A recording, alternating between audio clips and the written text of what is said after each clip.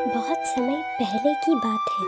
एक छोटे से गांव में लोग शांति से रहते थे। यह गांव जंगल के पास बसा हुआ था और यहाँ के लोग खेती बाड़ी करते थे। गांव का नाम था भानपुर, जो कि दूर दूर तक बहुत प्रसिद्ध था।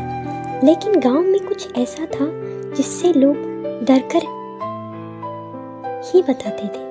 कई साल पहले गांव में एक बहुत ही अजीब सी घटना घटी। एक रात गांव के बाहर एक बड़ा मंदिर था जिसमें एक खतरनाक देवता की मूर्ति रखी हुई थी। उस देवता की पूजा करने के लिए लोग दूर दूर से आते थे। लेकिन कुछ साल पहले एक अजनबी बाबा उस मंदिर में रहने लगा। उसने गांव वालों को डराया और कहा कि इस मंदिर में एक ऐसी आत्मा है जो लोगों को बाबा की बातों को नजरअंदाज कर दिया। फिर एक दिन गांव में एक बड़ा तूफान आया।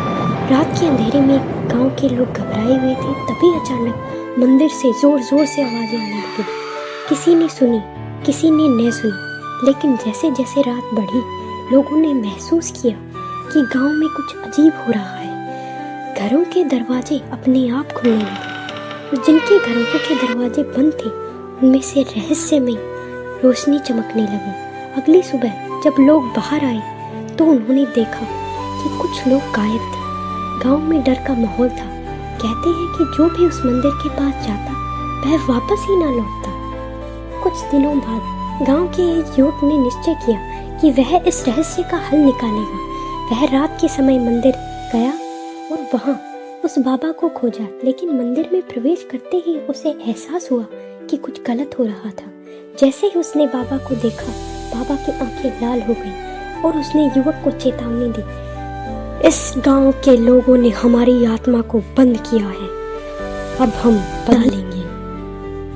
तभी मंदिर का माहौल और भी अजीब हो गया। युवक ने महसूस किया कि वह खुद भी अब उसी भूतिया आत्मा का हिस्सा बन जाएगा।